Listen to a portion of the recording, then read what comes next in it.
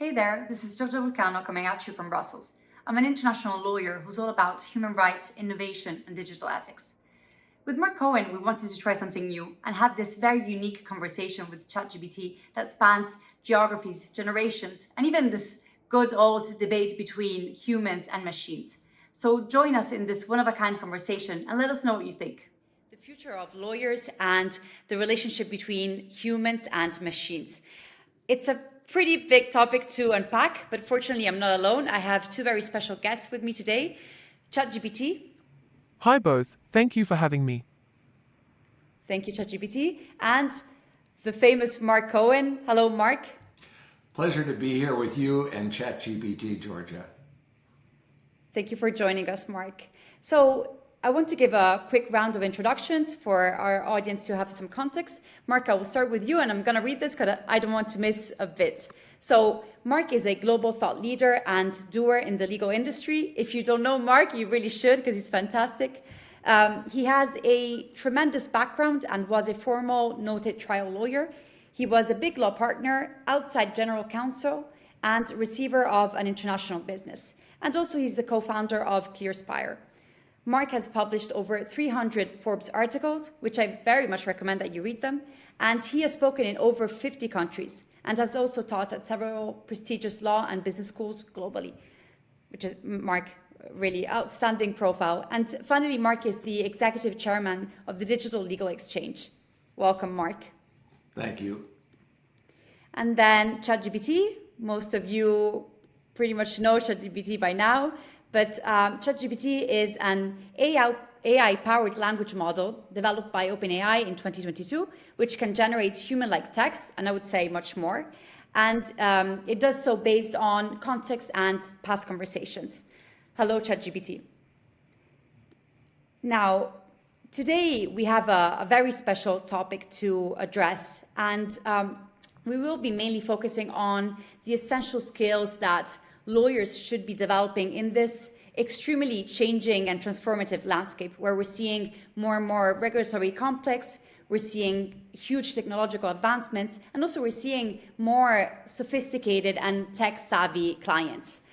Mark, this is a topic of your expertise. What's your take on that? Well, Georgia, I think you really provided excellent context. The acceleration of change is really just virtually unprecedented in human history. And much as we like to think in the legal industry that we will remain an island unto ourselves, I think it's become increasingly clear to really everyone, particularly with the release of our friend ChatGPT in November of last year, that the future is really here now. So my good friend Richard Susskind, I think, can finally breathe a sigh of relief and say these predictions of change that he's been talking about for nearly 40 years are finally at our doorstep. That really brings to mind the notion of what are we going to do about it? I think for lawyers, the best thing we can do is to look at how we have changed ourselves as consumers. For example, most of us have crossed the digital divide. We no longer have to go to a store to buy even the most, sort of personal items. We can go online, we can comparative shop, we can have a world of data, we can have access to peer reviews. We have a tremendous amount of information at our disposal. And so we make our buying decisions based on that and other data-driven type issues as well. Why is it that in our roles as service providers, we're so reluctant to do that? Lawyers are going to have to really recognize that law is both a profession, but it is also a service. We have clients, but we also have customers. So some of the key changes, Georgia, that I see that we're going to have, and this is somewhat counterintuitive, is as the technology becomes more and more pervasive in everything we do in our working and our personal lives, it has elevated, not diminished, the importance of human skills, EQ, things like empathy, things like the ability to collaborate with others, to speak and communicate clearly, These are things that are critically important today. And I'll just say in closing to your very interesting opening question that there is going to be a lot more career diversification among lawyers and other legal professions. And by that I mean that for a very long time, particularly for lawyers, it was, a very linear career path that they followed from cradle to grave. Now it's not going to be quite the same way. Lawyers are not going to be allowed anymore to be one-trick ponies. They're going to have to become learners for life. They're going to have to become more adaptable as business changes, as society changes, and as the needs of their clients change. Lawyers are going to have to be problem solvers, not just deliverers of legal services. That's incredible, Mark. So adaptation is really the key word here. And I would also like to kind of like replicate the same question to our other guest, ChatGPT. So ChatGPT, what type of skills do you think future-proof lawyers should start developing today to remain relevant and adapt to these changing roles? Sure, Georgia. Amidst all the advancements, emotional intelligence stands tall as a vital skill that transcends time and borders. The ability to understand and connect with clients on a deep emotional level, to empathize and effectively communicate, is an essential element of building trust and forging strong client relationships. Additionally, creative problem solving, the art of thinking outside the box and finding innovative solutions tailored to specific circumstances, remains a hallmark of exceptional legal professionals. Lastly, ethical judgment, the moral compass that guides lawyers in making decisions that prioritize justice, fairness, and the well-being of their clients, is an indispensable attribute that cannot be replaced by machines. Thank you, ChatGPT, for that. That's very interesting. So what I hear is that AI can really be leveraged to alleviate the workload of lawyers, particularly for those tasks that have become, in a way, redundant. But there's definitely, and there will be much more space to stretch our creativity as lawyers and connect more with our clients, with our teams, to really build up our emotional intelligence and empathy. And that's something that both of you have pretty much mentioned, right? So this concept of empathy, at least for me personally, is incredibly relevant. And it's critical in my way of working. And it's actually one of those really key moments in the process of design thinking, because it really enables us to understand what are the pain points that are impacting our end users and make sure that we can uncover any issue and address those issues in our solutions. And as lawyers, we can and we should start adopting that mindset more and more so that we can really build our products and our services in a way that it's much more human-centered, much more inclusive, and also much more accessible. And there's just one maybe additional topic that I would add to this list of soft skills that both you, Mark, and ChatGPT have elaborated, which is also the importance of having that tech savviness, right? That technical understanding of AI, so that we can really anticipate how AI can fail and what are the unintended consequences that it may trigger, not only in our oversight, but also in our creation of AI products for lawyers. And so, Mark, kind of like going back a little bit to the topic of empathy, it seems today that it's a pretty humane skill. But what if machines start to develop empathy too? What happens then? Well, I'm going to defer to the late Stephen Hawking, who knew a lot more about this topic and would probably be way more qualified to answer than I. Hawking was asked that very question, and he responded that he had little doubt that in the coming years that artificial intelligence would eclipse human intelligence. But he then remarked that, however, he hoped and expected that it would be quite some time before machines would acquire the human empathy. And he explained that, machines are basically follow algorithms, whereas human beings tend to follow feelings. And it's more of a visceral kind of response. Now, one could say that there are times when it's better to be coldly rational. But at the end of the day, I think that the essence of humanity, and one of the things that we really have to be mindful at the start of the process of really widespread use of generative AI and other forms of technological advances, is that they should be applied in a humane way. They should be applied for the betterment of human beings, not for a small group of people to accumulate a great deal of power. So these are things, Giorgia, that I think the legal profession has got to be at the front end of that process. We have to be proactive. We have to be part of the strategic decision, which we should not just allow to technologists or maybe the C-suite. To be able to have a meaningful voice in that process means that legal professionals, as you said, have to have both technical and data dexterity, meaning that they don't have to be, experts, but they certainly do have to have enough of a conversance with it that they will be able to understand some of the basic issues that are raised. And these are really fundamentally existential questions in terms of the future of the human race and how these very powerful tools are going to be applied.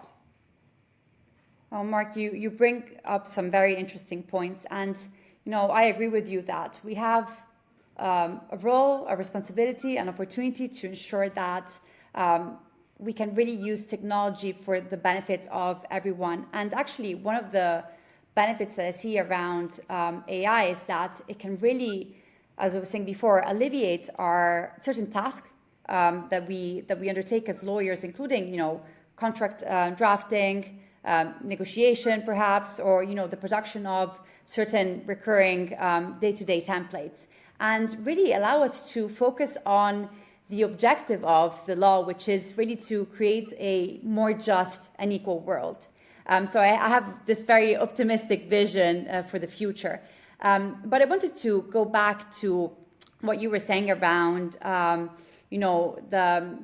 emotional intelligence and empathy of lawyers and this humane characteristic, because, especially when we look at chatbots, what I'm seeing is that there is this increasing use and development of socially interactive robots. We're seeing it in customer care and service, which also, it's a plus because they never get mad. We're seeing it in the medical field. We're also seeing it in companionship. And I personally, I don't exclude that in the future, we will also have very proficient colleagues, right, that will be replaced by robots that maybe can, by design, apply certain skills like being ethical, being masters at conflict management, and so on. So this actually really brings me to the million-dollar question, which is for you, ChatGPT. Will you or will you not replace our jobs and create ones? And if so, how do we need to train for them? Thank you for your question, Giorgia. I, as an AI, don't have personal intentions or ambitions, but I can tell you how AI technology in general is predicted to impact jobs. AI may automate certain repetitive tasks, possibly resulting in some job displacement.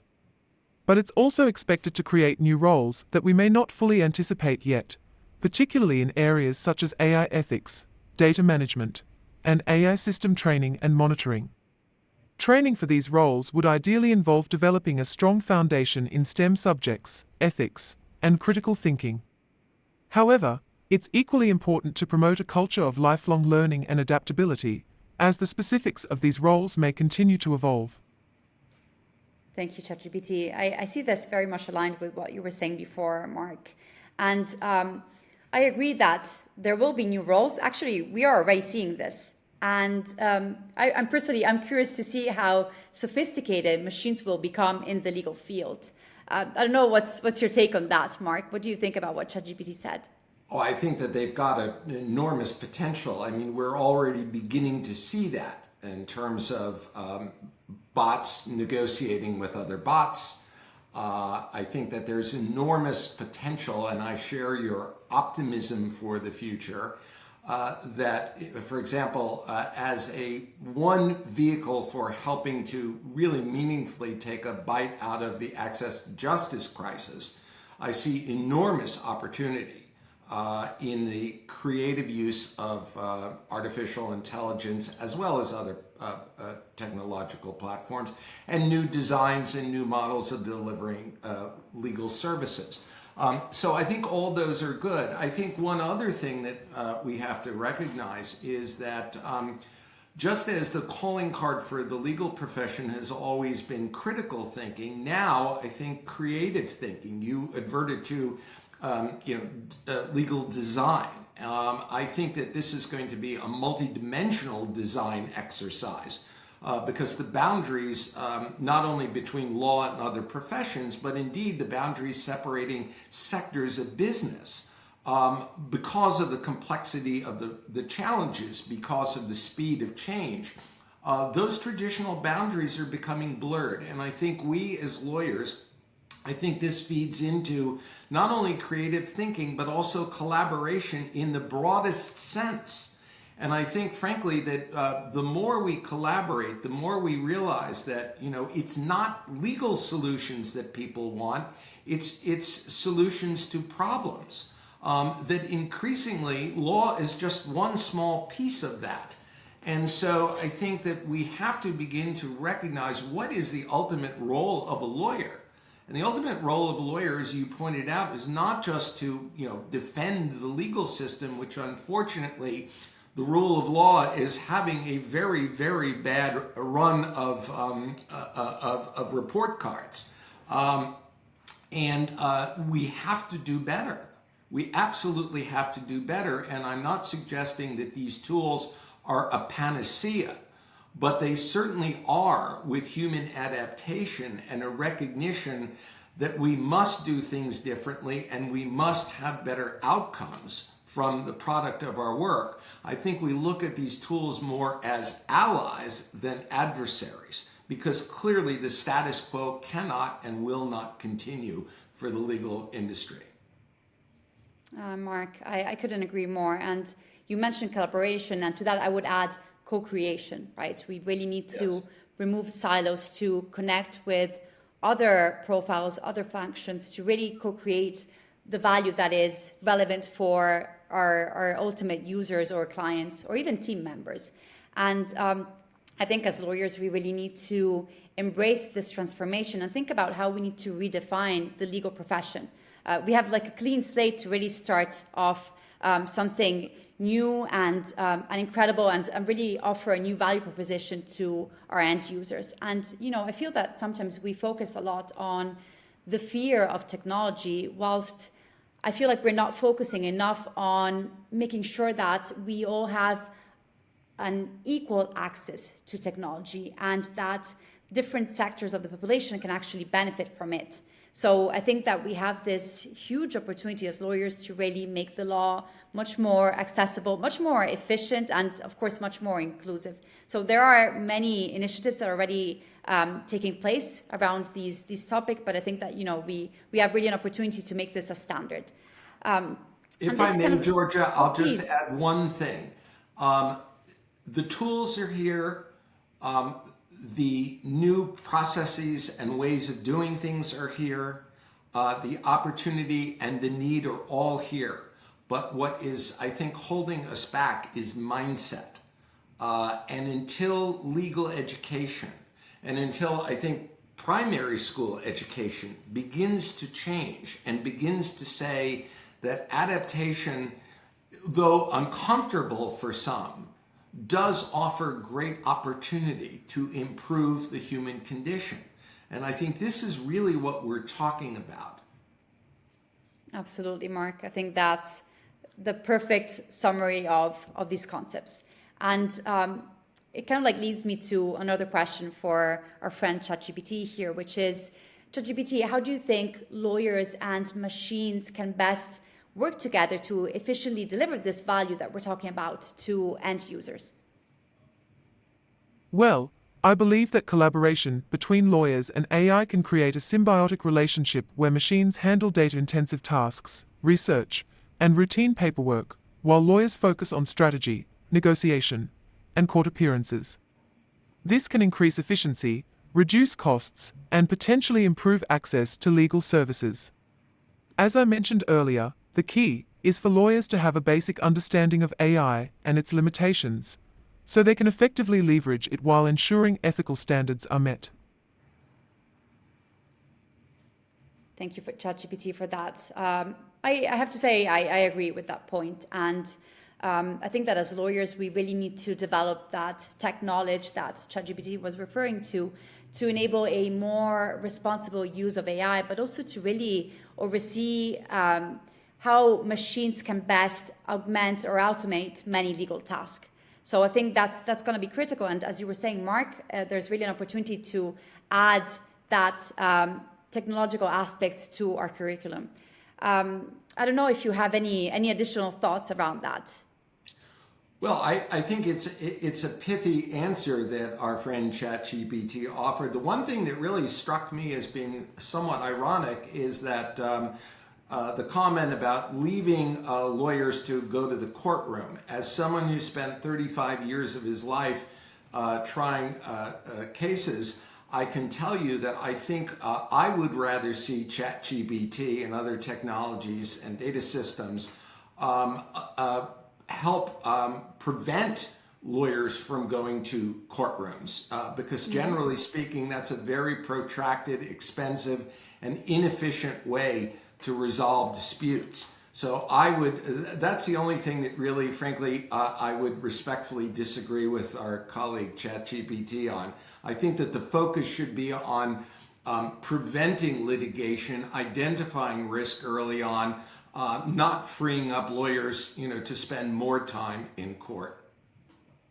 Yeah, Mark, that's very spot on. And we're already seeing cases, right, of machines replacing lawyers in court. So it's not a very far away reality.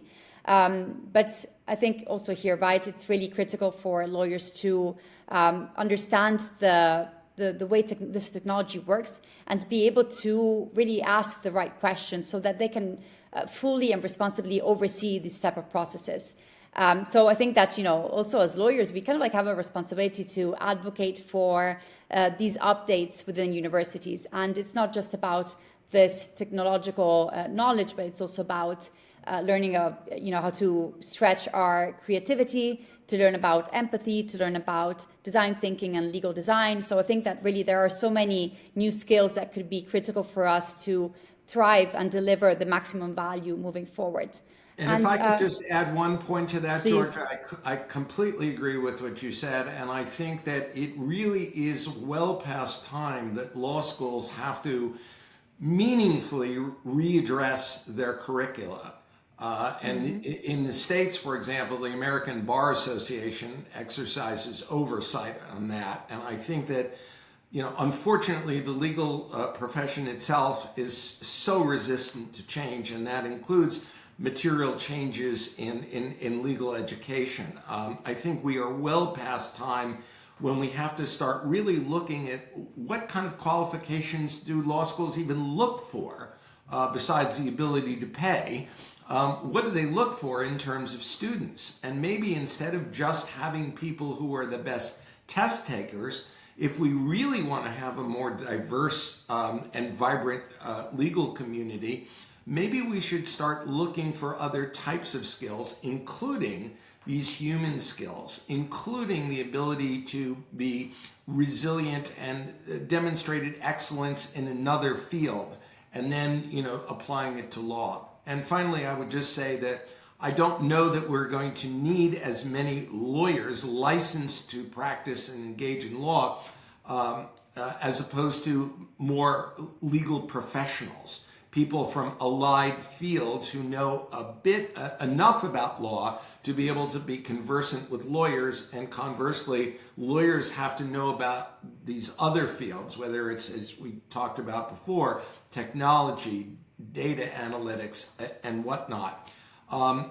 This is, I think, these are all interconnected issues. that the legal profession has to coalesce around. And I think that's the problem.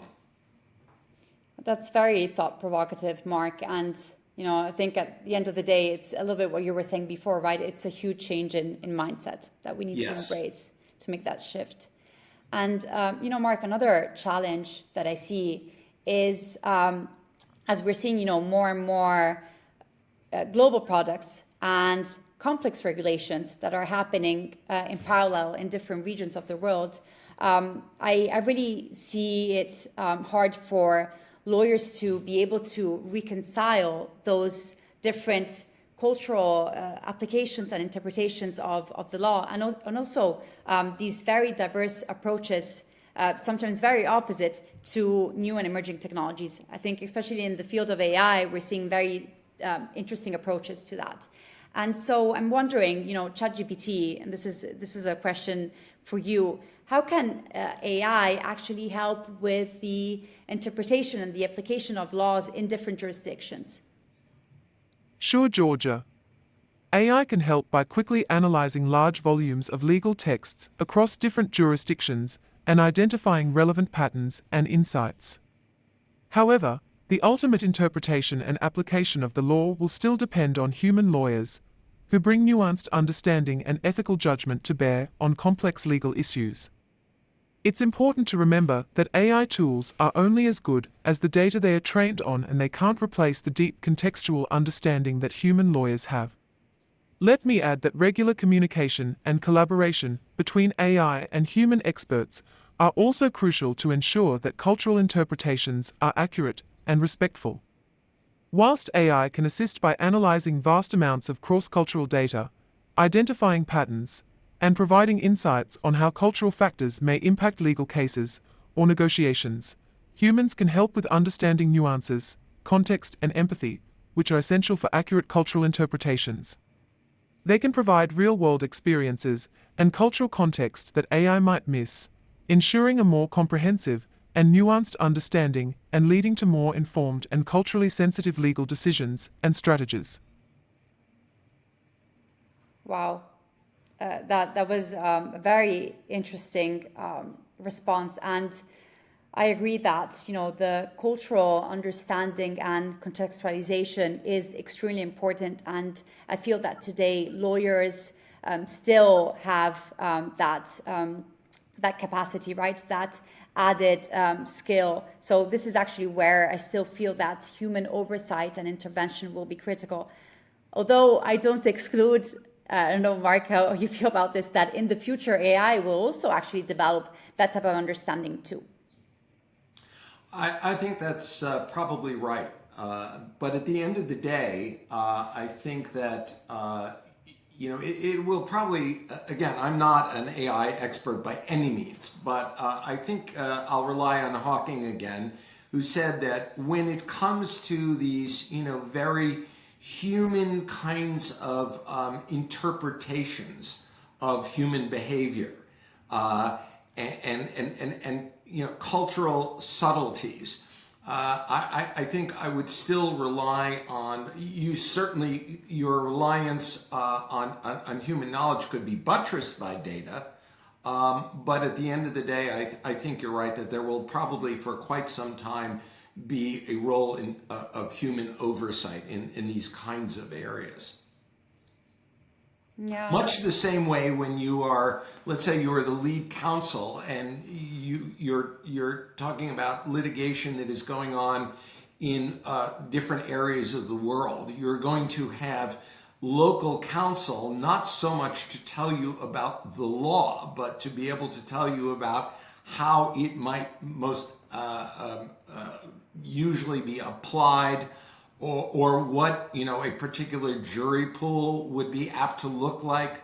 These are things I think that you see parallels of humans deferring to other humans, and I think in this case the ability of generative artificial intelligence to sift through huge bodies of information that can be very predictive, I think is clearly worth many human hours. But at the end of the day, it is going to, at least now, require human judgment to be able to interpret all of those things and to make a perhaps better informed decision.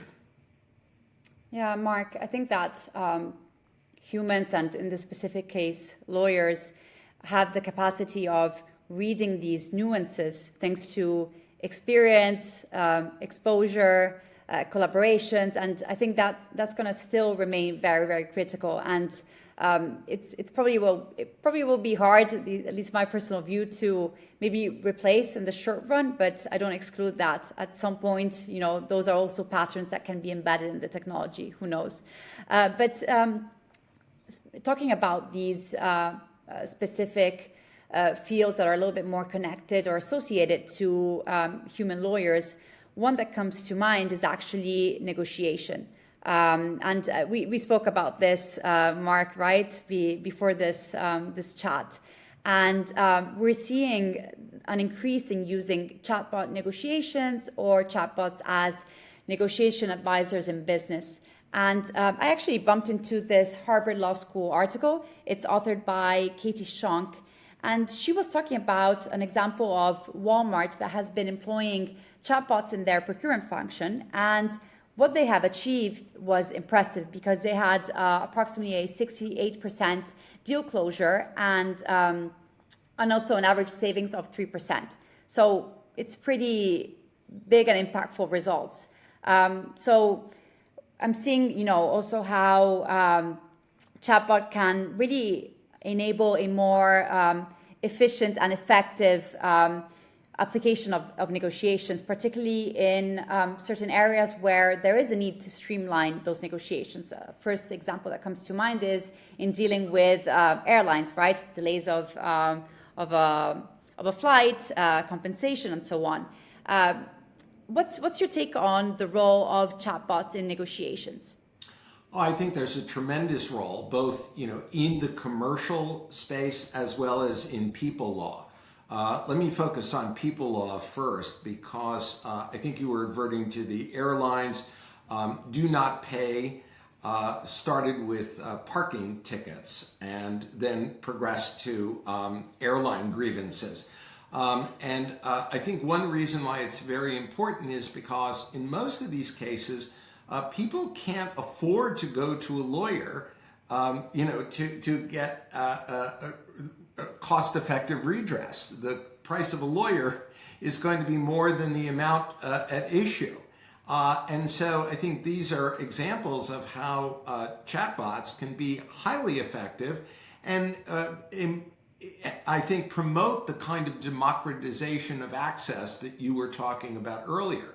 Or you have Ross, with contracts, or LawDroid with drafting and negotiating NDAs. I'm sure that you're going to see more and more of this. But I think the key point that I would raise in this context, Giorgia, is that for many, many years, I've wondered how long it was going to take or what it would take to disabuse lawyers of their misconception that it is their birthright to negotiate anything that could pass for a contract. That's just absurd for a variety of reasons. And I think particularly where you're talking about, a Walmart that has hundreds of thousands, if not millions of contracts with vendors, it is just not practicable to have lawyers intervening in this. Put aside the cost, think in terms of the time that's spent. And you begin to see machines as a vehicle, I think, not only for saving money, but also for, I think, improving customer experience. That there are many elements to this, and I think the role of the lawyer ultimately should be to facilitate and expedite commerce, not to frustrate it. And all too often, unfortunately, you talk to particularly people in-house, not just in-house lawyers, but also I think, people in business. For decades, the legal department was known as the Department of No. And, sometimes without really valid reason. And so I think that machines are potentially going to help both the corporate function, already are, and the people function. So I see, with judicious application, and that's the key, where you have to have a strategic approach to this. You're not just willy-nilly going to say one or the other. You're going to have to think it through. But it's certainly worth the exercise, and I think that there's tremendous potential for machines to improve this process dramatically. Thank you, Mark. From my side, if I have to kind of like summarize what we've been discussing today, I think that there's consensus among us in saying that we really need a shift in the legal profession. We really need to, in a way, overcome certain obsolete practices that we keep on defending. Right? We're very protective of our cultural, intellectual, and economic value. But I think here there's really this huge opportunity for us to embrace, to enhance the efficiency of the law, to enhance its accessibility, and to really make it more inclusive and more democratic. And with that, I would like to wrap up today's conversation. I think it was very interesting. A lot of thought-provocative insights that were shared on all sides. So thank you, Mark. Thank you, ChatGPT, for participating to this conversation today. And I hope to see you very soon. Thank you so much, Georgia. It was really fun. And thanks, ChatGPT. Thank you both. Speak soon.